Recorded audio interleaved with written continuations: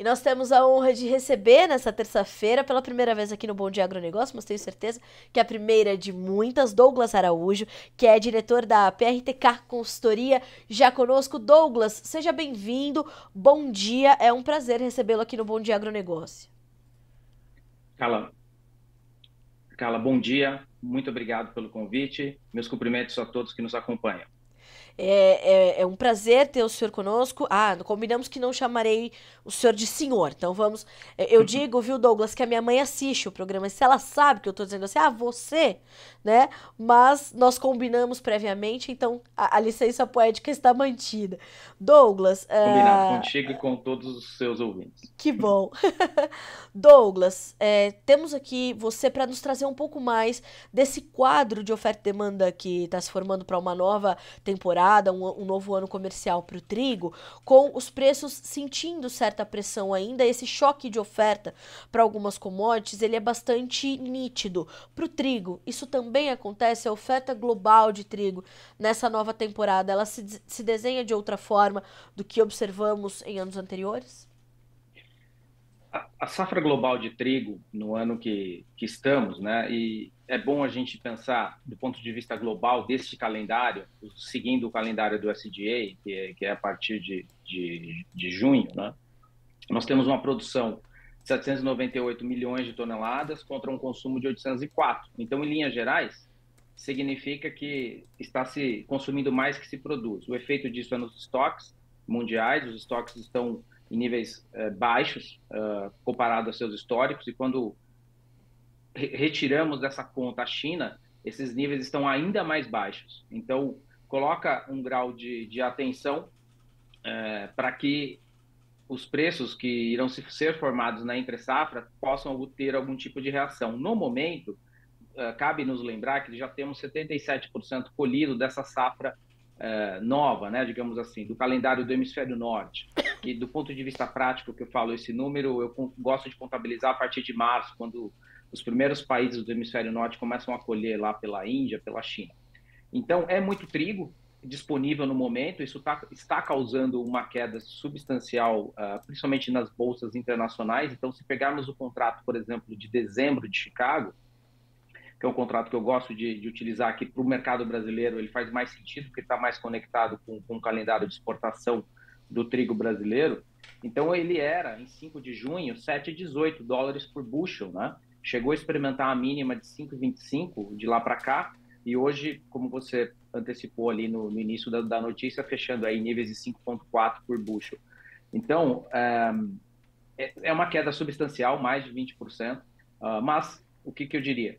Vamos aguardar as cenas dos próximos capítulos, porque, de uma maneira global, existe menos trigo do que o consumo, né? E isso pode ter uma outra dinâmica nos meses mais adiante, quando chegarmos na entre-safra da safra global de trigo, né, que é a partir de dezembro. Bom, Douglas, como é que os demandadores estão se comportando diante dessas projeções de estoques mais enxutos, portanto, para este ano? Há um comportamento diferente? Durante a pandemia, por exemplo, nós vimos os grandes compradores globais de trigo irem bastante, de forma muito ávida ao mercado para garantir os seus estoques, para garantir a segurança alimentar. E o trigo é um produto de. Ele é fundamental para a segurança alimentar para a dieta de muitos países, né? O trigo é um alimento básico. Como é que os demandadores estão se comportando diante dessas projeções? Sem dúvida, o trigo ele é o alimento mais importante da humanidade, né? Ele é o segundo grão mais produzido no mundo, atrás do milho. Todos os países consomem trigo, alguns mais, outros menos, mas em geral todos os países consomem trigo.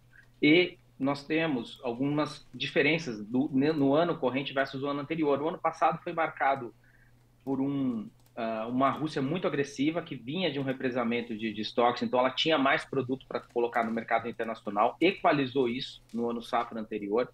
Então a Rússia começa esse ano com menos disponibilidade, basicamente vai vender o que produziu, e essa colheita está aí girando seus 83 milhões de toneladas.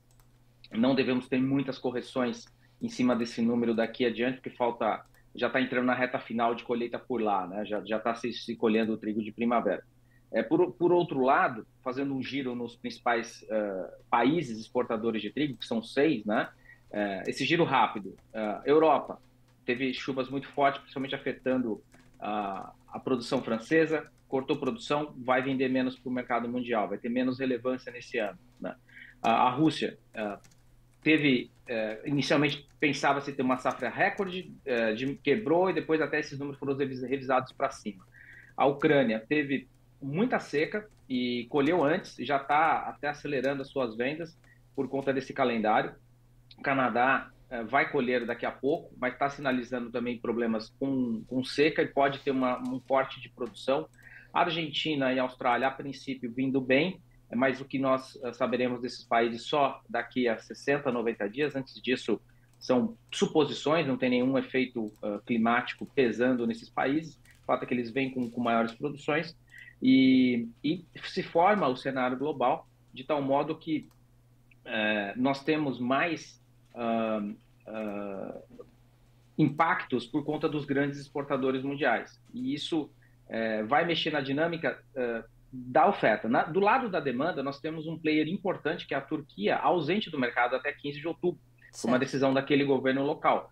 Isso pode pesar num repique de preço a partir da reentrada da Turquia a partir do final de outubro para novembro. Né? Em paralelo, na Ucrânia, tem uma discussão de uma lei lá para que seja implementado um preço mínimo de exportação, e se isso for de fato implementado, coisa que a União dos Exportadores Locais é contra, poderá afetar a dinâmica dos preços, particularmente para os meses futuros. Né? Qualquer intervenção que exista no mercado, ele mexe na dinâmica. E no caso do trigo, por ser uma commodity muito importante para a segurança alimentar dos países, existem várias intervenções feitas por governos ao redor do mundo, das mais diversas. Né? A mais recente é essa da Ucrânia, colocando aí um possível preço mínimo. Não está implementado, mas ele já foi aprovado no parlamento local. Então, é uma notícia importante para a gente ficar de olho, porque ele pode mexer na dinâmica. Então, na hora que a gente pesa tudo isso, o que tem de fatores em função da colheita, do lado da oferta um pouco menos que a demanda continua firme, a demanda do trigo é relativamente constante ao longo do tempo, seus 214 milhões de toneladas que trocam de mãos durante o ano, é um quarto mais ou menos, né, 25, 26% do total produzido, é bastante coisa. Ele tem um fluxo mais ou menos constante. E essa dinâmica ela pode ser um pouco alterada pela questão dos preços por essas questões geopolíticas, né, citadas aqui por conta da Ucrânia e da Turquia. E também, que eu gostaria de destacar, Carla, a questão da economia. O Fed está prestes a baixar juros por lá. Sim. E quando se baixa juros, normalmente dá um gás na economia global e para commodities, em geral, costuma jogar a favor e empurrar não só o trigo, mas todas as commodities para cima. Né? Isso é um movimento macro, né? Não quer dizer que ele vai acontecer no momento zero do corte de juros, mas ele dá o direcional para commodities. Douglas, é muito interessante observar que depois da pandemia nós tivemos alguns eventos que foram se instalando, como a guerra entre a Rússia e a Ucrânia e até mesmo os conflitos no Oriente Médio, que eles são flechas que vão direto no coração do mercado de trigo, né? São regiões que estão muito conectadas a este mercado, ao consumo deste produto, ao passo em que, naturalmente, nós temos ali os dois maiores produtores, ou um dos maiores, né, o maior exportador global, e nós temos a Ucrânia também figurando ali entre os maiores produtores e um importante exportador, ou seja, é um quadro que, portanto, ainda carrega muita incerteza, muita insegurança, e aí vou te emendar uma próxima pergunta. Isso acaba, inclusive, comprometendo ali o comportamento dos fundos investidores, porque uma coisa é o comprador, o vendedor de trigo, quem realmente está negociando o grão. Outra coisa são os investidores que estão ali movimentando um fluxo de recursos bastante importante, um fluxo de dinheiro bastante importante e vão olhar para as commodities agrícolas também como uma opção. Essa incerteza por conta desse cenário geopolítico ainda bastante rompido, né? Isso ainda traz também uma interferência nessas decisões de mercado? Sem dúvida. Você citou um momento crítico na história do trigo, que foi o conflito Rússia-Ucrânia, que levou os preços às suas máximas já registradas, para cima de $500 por tonelada. Então, nesse contexto, também ocorreram outras interferências geopolíticas. Então, a Rússia, naquele período, implementou um imposto de exportação. Então, ele não aparece, obviamente, diretamente nos preços que a gente vê, porque ele já está embutido. Quando a gente observar o preço da Rússia hoje é na faixa de $220 por tonelada para outubro. Então, já está lá um imposto de exportação que o fazendeiro local lá está arcando com isso. E isso tudo criou uma nova dinâmica de preços. Os preços de trigo atuais, eles são em níveis bem maiores do que em níveis, por exemplo, de 20 anos atrás, né? O preço nesses níveis aí de 5,40 o bushel, ele está voltando à sua média de 10 anos. E comparado a esse período de 10 anos, que é bom a gente pensar, ele pode ficar ali algum tempo, então ele pode testar essas mínimas mais algum tempo. Então, aqueles que nos assistem, a gente tem que pensar assim, é bom ter um gelo na barriga, aguardar às vezes o melhor momento para comercializar e, ao mesmo tempo, observar como isso afeta a sua dinâmica local, porque uma coisa é o preço internacional, que tem até uma perspectiva de recuperação de preços na entre-safra. Outra coisa é o nosso ambiente local. Então, aqui para o fazendeiro brasileiro, ele colhe num período que muito perto que a nossa vizinha Argentina colhe também. Então, existe uma pressão local de preços, né? Que talvez essa carona ela não chegue aqui totalmente a nosso favor. Então, por isso que pensar em maneiras de comercialização da safra para lidar com a incerteza, porque a incerteza é a única certeza que a gente tem, né?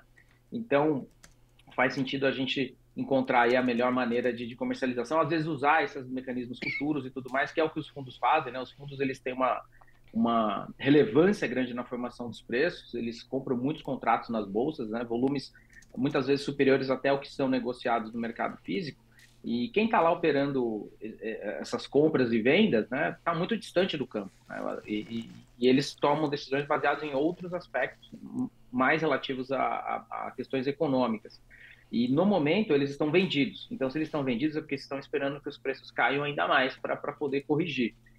Então, o momento exige um grau de atenção e também uma reflexão de como comercializar a safra que está vindo por aí, logo mais a ser colhida no Rio Grande do Sul, e já com trabalhos iniciados no boa parte do Brasil, né, do Paraná para cima. Douglas, você me chama a atenção para essa situação da comercialização. Como é que você tem sentido o comportamento do produtor nesse mote do seu negócio? Porque sabemos que é preciso que a gente ainda avance bastante nas estratégias de comercialização entre os produtores brasileiros, que têm avançado bastante, diga-se de passagem, nos últimos anos, mas nós sabemos que ele pode otimizar ainda mais os seus resultados. Então, eu queria entender de ti como é que nós caminhamos com essa comercialização dessa safra que está sendo colhida agora, e mais do que isso, como é que podem ficar as nossas importações, já que a nossa safra atual ela vai sendo colhida com um resultado menor do que o inicialmente projetado, em função também e pelo terceiro ano de impactos de perda produtiva em função de adversidades climáticas. As nossas importações podem crescer esse ano? Provável. É o cenário, inclusive, que está no quadro de oferta e demanda da Conab e das principais agências publicadoras que cobrem o setor. E cabe a gente pensar o seguinte, né? De fato, mais uma safra que provavelmente aí até o Paraná e os demais estados acima, né? São Paulo e o Cerrado, vindo com alguma quebra, principalmente alguma perda de volume e também, eventualmente, por qualidade. Então, em São Paulo já tem registro de alguns trigos colhidos com pH abaixo do 78, que é o padrão tipo 1. Então, isso é muito ruim, né, para o ambiente da comercialização, porque o moinho de trigo ele fica impedido de comprar esses lotes porque não atende o padrão de qualidade ou limitado, né, e, ao mesmo tempo, o fazendeiro tem todo o seu trabalho um pouco frustrado aí pelos descontos que acaba recebendo, que de uma maneira ou outra, ainda de alguma forma, encontrar uma saída para isso, ela é importante. Então, ao se pensar em mecanismos de comercialização, esta sempre é e será uma decisão pessoal intransferível. Ninguém tem bola de cristal. E por mais informações que tenhamos, a única presença constante é da incerteza, né? Então, por isso que às vezes combinar vários mecanismos de comercialização, tanto aqueles de balcão, de entregar o produto próximo a sua cooperativa, seu moinho de trigo, ou também o mercado dos futuros, ele ajuda a contrabalancear. Ora esses futuros vão te fazer sorrir, ora eles vão te fazer chorar. Ora o mercado físico vai te fazer sorrir, ora vai te fazer chorar. Mas a combinação talvez te leve a um resultado ao longo dos anos um pouco maior do que simplesmente usar exclusivamente os canais de comercialização físico, né?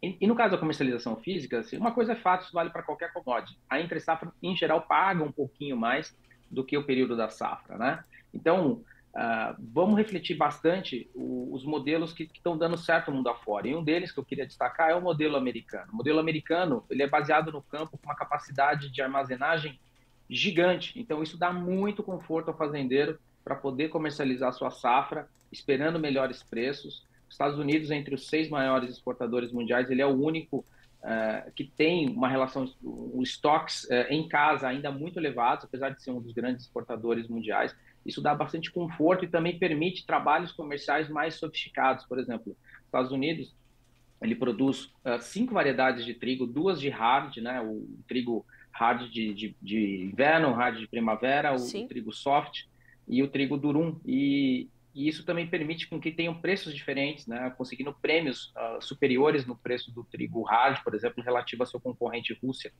Então, a gente tem no Brasil casos isolados, como o trigo blanc, né, plantado em São Paulo, algumas regiões do sul, consegue pegar um prêmio em relação ao tipo 1, mas talvez a gente possa escalar isso e dar mais opções aos fazendeiros, porque a demanda por trigo ela é crescente, o mundo precisa de mais fornecedores, e o Brasil tem toda a vocação para se tornar um grande exportador de trigo. Hoje já produzimos mais de 1 milhão de toneladas, considerando os estados de São Paulo acima, né? São Paulo, Minas Gerais, Goiás, enfim, indo até a Bahia. É uma marca importante. Essas regiões são muito dependentes da importação. E essa questão da importação, cara, só para fechar o comentário, o ano que vem a Argentina vem com uma safra maior. Ela vem com uma safra estimada de 18 milhões de toneladas e vai pôr um excedente exportável maior, de 11 milhões e meio de toneladas, ante a 8,2 do ano anterior, segundo dados do SDA. Então, esses 3 milhões, 4 milhões de toneladas aproximadamente a mais, ele tem um destino, basicamente, é o Brasil. Então, ele vai pressionar bastante aqui para impedir que Rússia e Estados Unidos vendam no Brasil. Então, no próximo ano, é muito provável que o Brasil fique muito cativo com o trigo argentino. E então faz muito importante aproveitar as janelas de preços mais altos que eventualmente se abram, porque a competição argentina vai ser mais presente. Douglas, você citou uma situação que me lembra, né, a forma como nós nos conectamos, que foi através da Rita De Bacco, né, a esposa do Marcelo, que nos deixou, infelizmente, muito cedo, mas no seu tempo nos ensinou muita coisa e fez essa conexão entre nós. Ela dizia: Carla, converse com o Douglas, porque ele entende tudo de trigo e é verdade. E quando você cita essa condição, né, de o Brasil pode ser o maior importador, pode ser um grande importador de trigo, me lembra algo que eu aprendi muito com o Marcelo. Eu tive numa situação visitando, né, muitos municípios com eles no Rio Grande do Sul, e durante esse percurso, foram mais de 2.000 quilômetros que nós rodamos, ele foi me ensinando muito sobre como o Brasil precisa ser um pouco mais constante na sua oferta de trigo e precisa de políticas públicas melhor ou mais claras, mais bem definidas, para que o produtor possa também investir, inclusive nessa diversificação das variedades e entregar mais ao mercado, podendo garantir uma posição mais consolidada nas importações. O Marcelo falava muito sobre isso. É mais ou menos isso que você está me explicando aqui para nossa audiência, Douglas. É preciso diversificarmos e termos uma oferta mais constante, uma qualidade também que vai se aprimorando e vai também ficando mais consolidada e constante a partir desse momento, para que a gente possa assumir essa posição também de exportador de trigo. Ser este grande exportador passa por isso? Sem dúvida. Um grande abraço à Rita e toda a família De Bacco. Sem dúvida, Carla, o Brasil ele tem um grande potencial na área agrícola, seja para o trigo ou para outros produtos também. O sorgo agora também vindo com bastante vigor, né? A indústria de etanol já sinalizando potencial de uso do sorgo também, e também indústrias de etanol trazendo novas demandas para o trigo no Rio Grande do Sul, né? A BE8 anunciou a construção de uma fábrica, vai ser comissionada em 2026. Tem outros projetos em curso no Rio Grande do Sul, provável até que um deles entre em comissionamento ainda em menos de um ano. Isso trará mais demanda pelo trigo. E aí temos dois exemplos distintos no Brasil. O sul do Brasil, ele já vem produzindo quantidades maiores de trigo, ele pode produzir muito mais, com certeza, com destaque ao Rio Grande do Sul, que ainda tem muita área para poder ser explorado. Vamos pegar alguns casos de sucesso, né? Eu vou começar pelo Paraná. O Paraná produz trigo e hoje tem a maior indústria moageira do Brasil. O estado do Paraná vende farinhas para praticamente quase todos os estados da federação, né?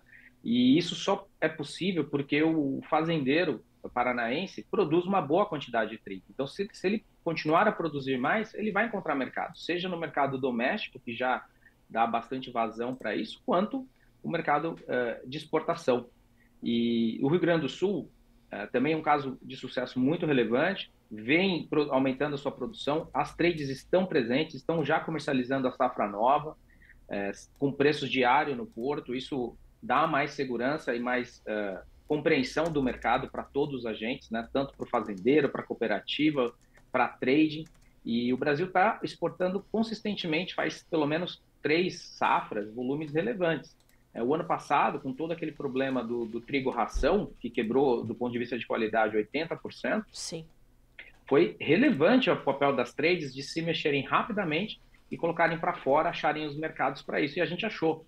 E o momento da qualidade do trigo brasileiro é outra, então o nosso trigo ele tem uma proteína que dá para competir no mercado internacional, aí, ao redor de 12%. Né? O nosso contrato ANEC ele está conhecido internacionalmente, né, com seu padrão de qualidade, as suas outras cláusulas que dão segurança aos compradores internacionais. E nossa qualidade ela foi resolvida, eu diria aí que uns 80%. Agora, falta a gente continuar aprimorando esse trabalho para termos mais armazenagem no campo e o fazendeiro ter mais confiança também para ter custos menores e, por consequência, buscar aumentar a sua área. Aqui eu também destaco, Carla, o papel importante da pesquisa. Né? Sim. A pesquisa, assim, o trigo, ele tem uma conversa, né, vindo aí através de um fabricante de tecnologia do trigo geneticamente modificado. Né? Esse é um driver importante, ok? Alguns países já estão aprovando essa tecnologia, o Brasil é um deles, mas cabe também algo até que eu aprendi com o senhor Alexandre da Embrapa, o Nepomucemo, a questão da tecnologia CRISP. Né? Então, é um desafio, né? A gente devemos continuar investindo em tecnologias para que essas tecnologias possam permitir ao fazendeiro brasileiro alcançar 6, 7, 8 mil quilos por hectare dentro da área que ele já planta. Se ele tiver esse nível de rendimento, coloca a gente num patamar de exportador pujante aí fora. Então, isso vai vir com tecnologia. Não é amanhã, não é provavelmente na próxima safra, mas fazendo os trabalhos de tecnologia na direção correta, qualidade, o mercado está bem mais maduro e o Brasil é muito grande, é continental. Então, nós temos o Sul com um excedente de trigo e está comercializando o produto, tendo o seu dia a dia bem estabelecido, e o Norte e Nordeste do Brasil é importador de trigo.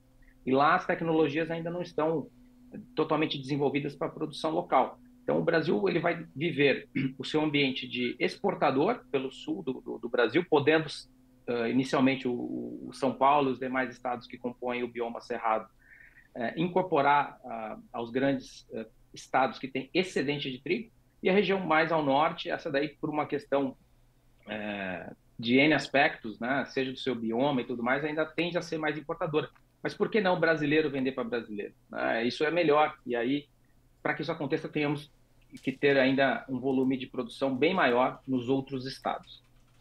Douglas, você sabe que da última vez que eu entrevistei o Dr. Alexandre Nepomuceno, ele falou justamente sobre as silenciosas revoluções que a genética tem feito nesse país. E, de fato, nós temos visto, né, uma produção crescer de forma tão verticalizada que é o reflexo direto dessa revolução, dessa transformação e da tecnologia que está embarcada nas lavouras brasileiras. Isso é um motivo de muito orgulho, porque garante, né, muito antes da palavra sustentabilidade estar tão em voga, né, e ser tratada como algo inovador, o Brasil já fazia isso.